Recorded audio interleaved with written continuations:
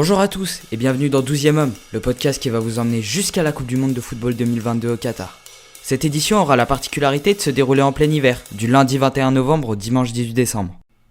Dans ce premier épisode, nous allons parler de l'histoire de la Coupe du Monde. Aujourd'hui considérée comme une des manifestations sportives les plus importantes du monde avec les Jeux Olympiques, cette compétition est, contrairement aux JO qui existent depuis l'Antiquité, assez récente puisque le 100e anniversaire de la Coupe du Monde sera célébré en 2030. Bon, assez parlé, c'est parti pour le premier épisode de 12e Homme.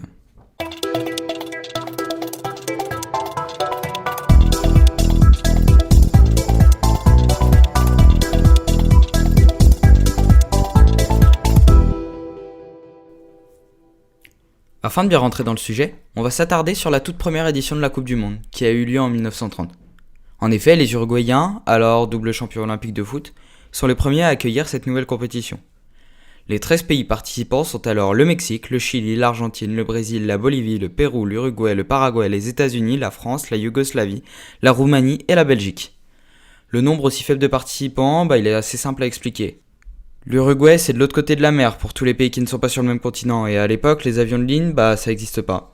Donc le seul moyen d'y arriver, c'est de prendre le bateau. Et ça, il y a beaucoup de pays qui ne l'acceptent pas, donc c'est simple, ils viennent pas. Bon, les tout premiers vainqueurs, ce sont bien sûr les Français. Faut pas être chauvin à ce point-là,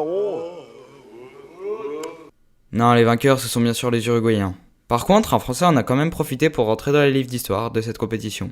Il s'agit de Lucien Laurent, qui est le tout premier buteur grâce à un but inscrit face au Mexique. Voilà pour la première Coupe du Monde. Après ça, les Coupes du Monde sont organisées tous les 4 ans pour alterner avec les Jeux Olympiques afin que les joueurs amateurs à l'époque puissent participer aux deux.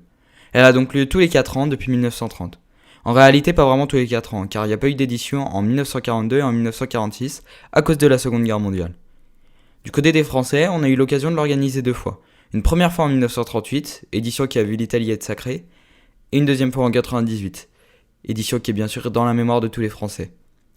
Les pays, pour pouvoir accéder à la Coupe du Monde, doivent tous passer par une phase qualificative, que je réexpliquerai plus en détail dans un prochain épisode. Tous, sauf le pays organisateur, qui est qualifié d'office. Le tenant du titre l'était aussi avant 2006, avant que cette règle ne soit supprimée. Je trouve aussi important de parler de l'évolution des ballons officiels des Coupes du Monde. En 1930, le ballon s'appelait T-shape, et il était caractérisé par ses 12 phases en forme de T qui s'emboîtaient. Les ballons gardaient leur couleur marron, couleur du cuir, le matériau avec lequel ils étaient faits. Le premier ballon de couleur a été utilisé en 1954 et il était jaune. Adidas, qui crée et fournit les ballons depuis 1970, a également fourni le ballon de l'édition de 1962. Adidas a introduit le ballon avec les faces blanches et noires, qui est la représentation qu'on se fait aujourd'hui quand on pense à un ballon de foot.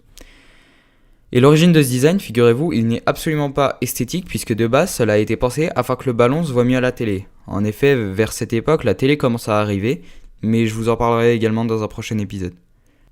Le ballon tango, un modèle de ballon Adidas, a été utilisé pendant 20 ans, de 1978 à 1998.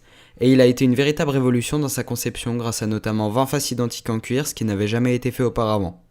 À partir de 2002, on va voir des modèles beaucoup plus esthétiques avec beaucoup de couleurs, des motifs assez originaux. Moi j'avoue que mon préféré c'est le Brazuca, le ballon de l'édition 2014 au Brésil. C'est le premier ballon que j'ai eu dans ma vie, donc j'ai pas mal de vieux souvenirs avec. Bon, merci à tous d'avoir suivi ce premier épisode, on se retrouvera prochainement pour parler du déroulement de la compétition. Allez, c'était le premier épisode de 12e Homme, à bientôt!